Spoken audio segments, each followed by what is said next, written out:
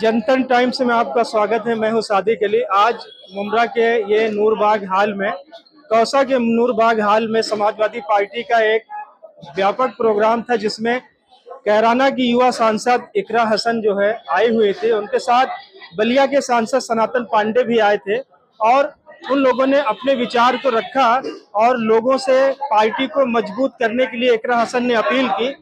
और आइए इकरा हसन ने क्या बोला है जो है हम आपको दिखाते हैं कि उन्होंने क्या लोगों से अपील किया है मुमरा में आकर। तो आप देखते रहिए जनतन टाइम्स और हमारे चैनल को सब्सक्राइब करें। समाजवादी पार्टी के एक डिवीजन सभा के अध्यक्ष होने के नाते मैं करके जा रहा हूं कि आने वाले दिनों में सिर्फ समाजवादी पार्टी कार्यक्रम का महसूस नहीं रहेगी। समाजवादी पार्टी मुमरा के अंदर एक ऐसी आवाज बन के खड़ी होगी और अगर आप लोगों ने अबू आसिम आजमी साहब का साथ दे दिया, समाजवादी पार्टी का साथ दे दिया, तो आपको मुमरा की आवाज महाराष्ट्र विधानसभा में सुनाई देगी। समाजवादी पार्टी आने वाले दिनों में कम से कम 12 सीटों पे लड़ने जा रही है और हमारी नजर आदिम भाई मुमरा पे भी है। हम चाहते हैं कि समाजवादी पार्टी की नुमाइंदगी असेंबली में बढ़े।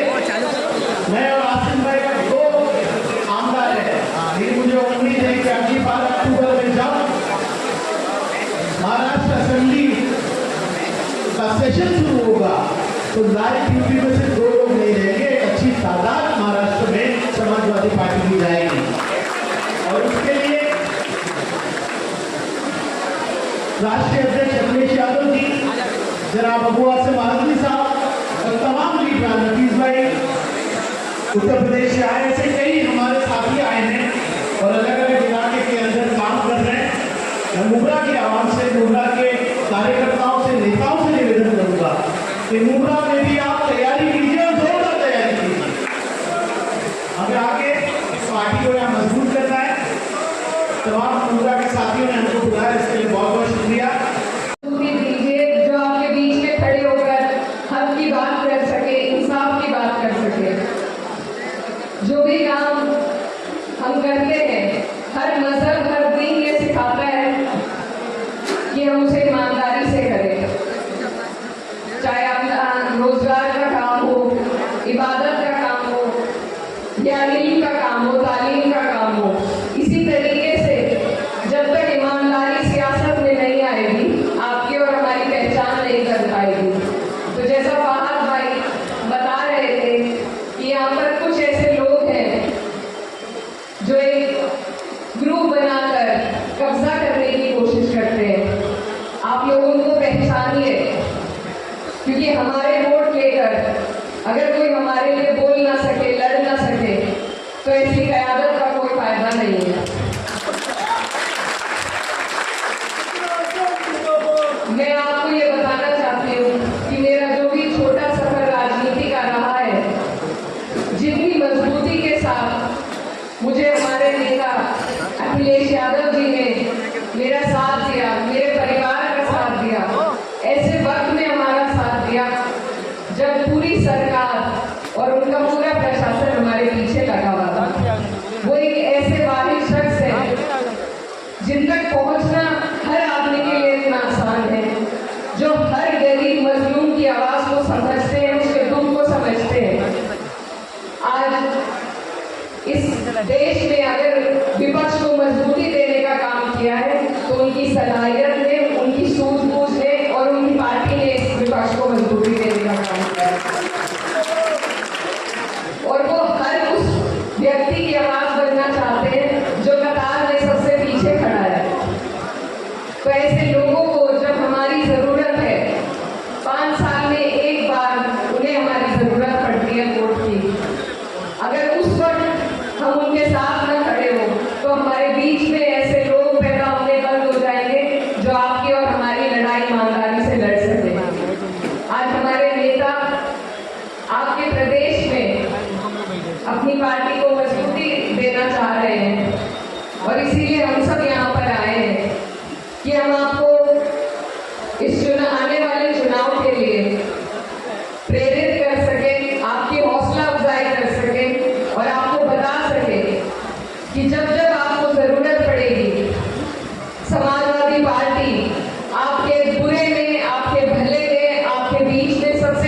खड़े रहने का काम करेंगी।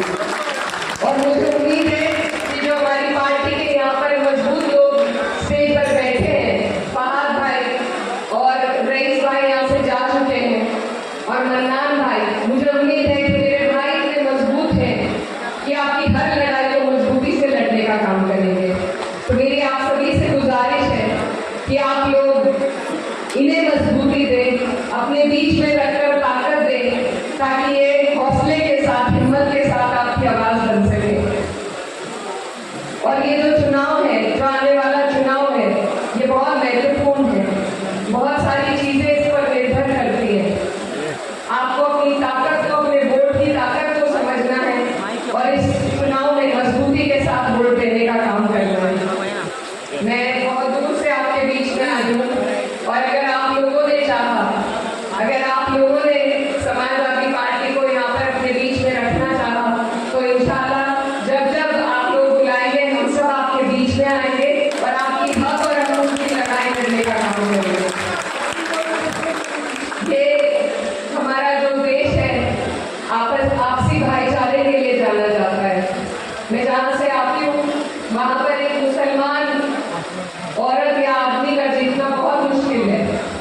हमने कोशिश करी है कि हम वहाँ पर एक ऐसा भाईचारा बनाएं कि ईमानदारी के साथ एक दूसरे की लड़ाई लड़ सके।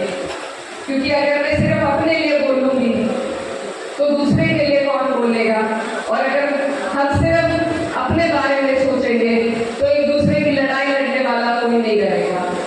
तो ऐसे बहुत से लोग हैं जिन्हें आपके साथ की जरूरत है, और अगर हम ईमानदारी से उनका साथ देंगे तो मुझे उम्मीद है कि जब आपकी लड़ाई लड़ने की बारी आएगी तो वो भी आपके साथ आपको खड़े मिलेंगे।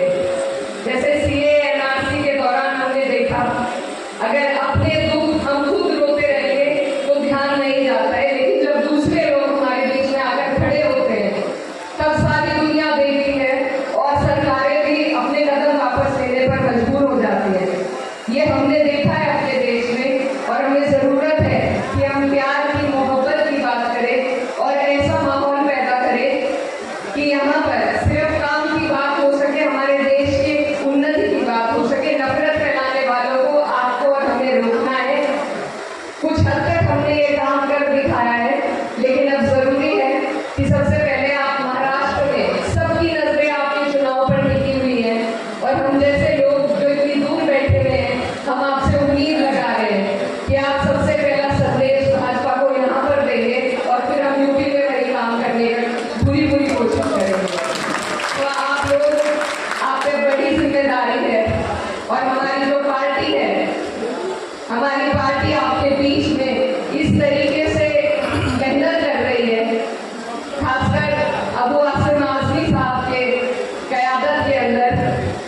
वो एक वाहिद शख्स है जिन्होंने पार्टी को यहाँ पर ताकत दे रखी है, और इतनी बेबाकी से वो सबकी लड़ाई लड़ने का काम करते हैं। मुझे बहुत फख्र होता है उनको देखकर, क्योंकि हम उत्तर प्रदेश में आते हैं, वहाँ सरकार भी बना सकती है पार्टी, लालच में भी लोग पार्टी ज्वाइन करते हैं, लेकिन महाराष्ट्र जैसे प्रदेश में समाजवादी पार्टी के साथ उन्होंने जितनी मेहनत करी है, जितना बलिदान दिया है, ये काबिले तारीफ है।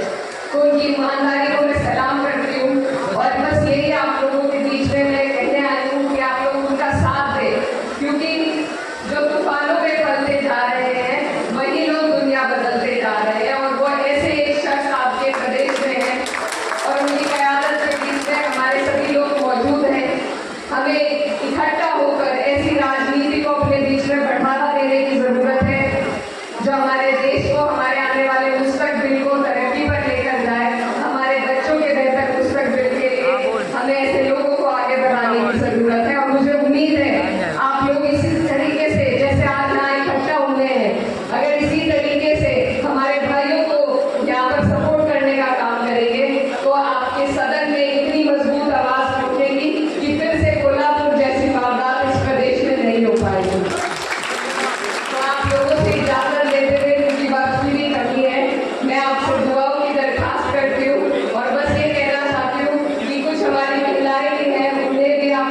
राजनीति में आगे आने का मौका दे, मुझे बहुत खुशी होगी और बहुत मुझे अच्छा लगा आप सबके बीच में आकर। और मेरी कोशिश रहेगी कि आपके चुनाव में भी आपके बीच में आकर अपने पार्टी का संदेश लेकर आऊं और आपसे वोटों की गुहार लगाऊं। तो बहुत बहुत शुक्रिया।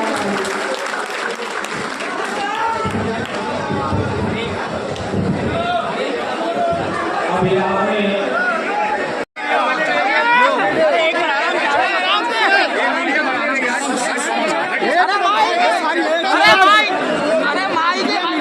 अरे आवाज बंद करो।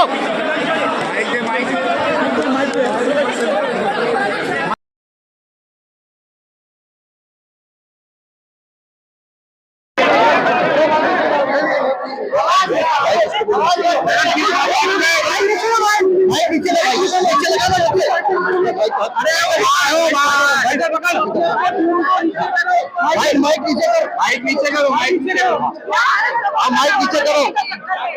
हाँ चलो चलो चलो क्या मैसेज दिया आपने महाराष्ट्र वाले? हम यहाँ पर शुक्रिया अदा करने आए थे सभी लोगों का और ये संदेश लेके आए थे कि जिस तरीके से पार्टी तीसरी सबसे बड़ी पार्टी बनकर हमारे देश में उभरी है, तो हमारी कोशिश रहेगी आने वाले चुनाव में भी हम सक्रिय होकर आगे बढ़ेंगे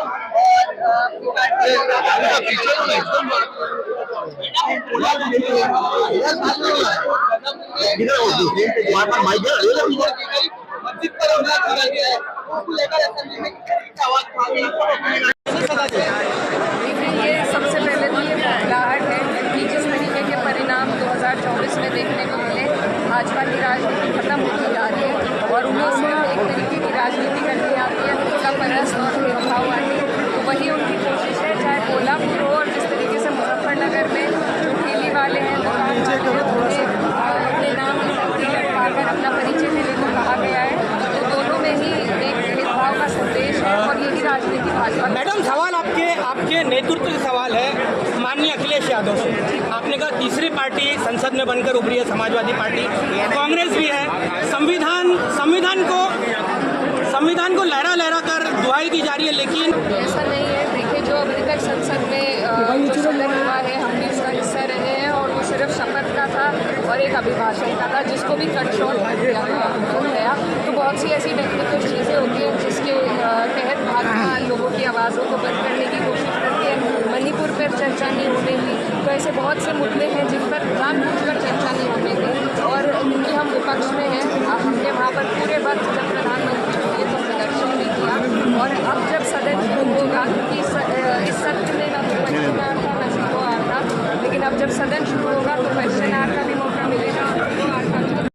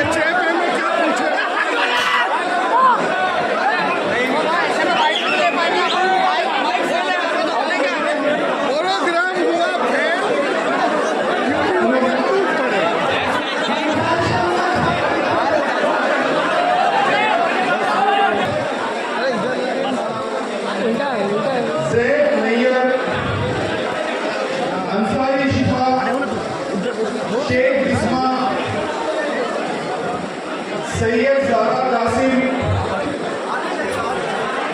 मुबीन दोहा, खान अली हफीज, हाशमी रैयान, सैयद मरियम, चौधरी फारिहा अब्दुल्ला, खतरी फैजा शेख जुवेरिया, मांगे शेख,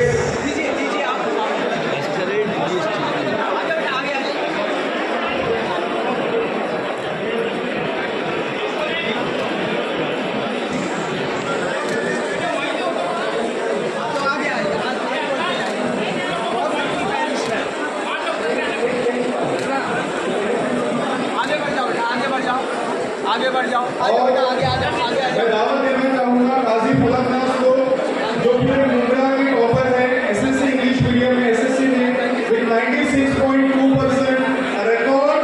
तो जोरदार तालियां काजी फलकनाथ के लिए विद 96.2%।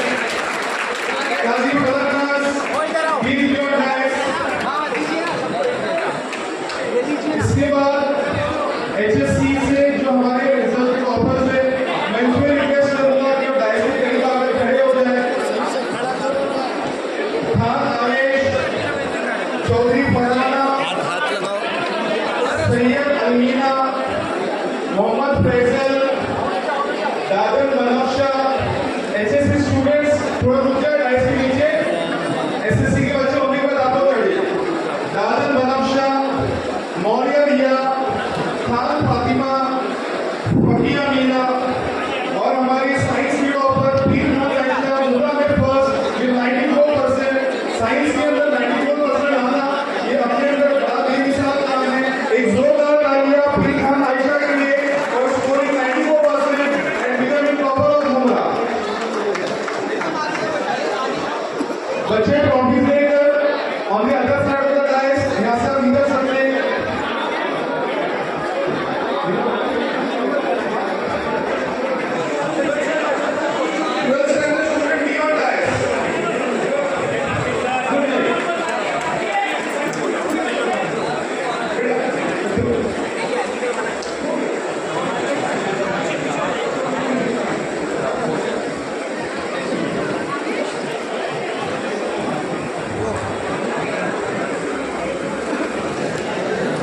देखा देखी मत करो।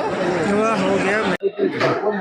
मन्नान भाई, आज आपने आपके पार्टी की तरफ से और आप लोगों की मेहनत की वजह से आज एक ऐतिहासिक प्रोग्राम हुआ जो पूरी तरीके से सफल दिखा। तो इस पे आप क्या बोलना चाहेंगे? आपकी कब से ये तैयारी चल रही थी?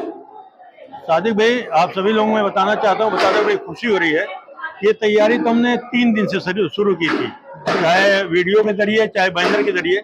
लेकिन अल्हम्दुलिल्लाह अल्लाह करम है कि जब से मैं बागडोर संभाला हूँ, जब से अबू आसिम आजमी ने मुझे यहाँ का अध्यक्ष बनाया है, अब मैं एक सिपाही के रूप में काम कर रहा हूँ, लोगों के बीच में जा रहा हूँ, लोगों से मिलता जुलता हूँ। उसका ये नतीजा रहा कि लोगों में मोहब्बत रही कि आज हमारे प्रोग्राम में शामिल हुए और अल्हम्दुलिल्लाह इतना शानदार प्रोग्राम हुआ। इससे पहले बड़ा कम इस तरह के प्रोग्राम हुआ करते थे। नहीं, एक चीज तो ये देखने में आया कि आपके जो युवा जन प्रदेश अध्यक्ष है फहद साहब, उन्होंने खुला चैलेंज कर दिया कि समाजवादी पार्टी यहाँ से कैंडिडेट भी देगी। जो सच बात है, हमने बल्कि मांग की है हमारे और आपके विधायक रईस शेख ने भी यही बात कही। ये एक्चुअली हमने कलवा मुब्रा विधानसभा कमेटी की तरफ से, अपने लोगों की तरफ से हमने अबू आसिम आजमी साहब से मांग करी कि यहाँ पे हमें कैंडिडेट दिया जाए। तो उन्होंने बल्कि हमको कैंडिडेट के रूप में हम आज जाहिर करना चाहता हूँ। उन्होंने पिछले हफ्ते हमने कहा कि आप अब्दुल मन्नान भाई, आप फहद का नाम ऐलान कर दो, फहद को वहाँ से लाया जाएगा और वहाँ पे मेहनत करो कलवा मुब्रा से, विधानसभा से। और उन्होंने कहा कि अगर अलायंस नहीं हुआ तो यहाँ से फहद भाई लड़ेंगे, अलायंस हो गया तो अलग बात है। अच्छा, तो ये माना जाए कि यानी फहद भाई कैंडिडेट हो सकते हैं? हाँ, 100%। अगर अलायंस नहीं होता 100% यहाँ से कलवा मुब्रा विधानसभा से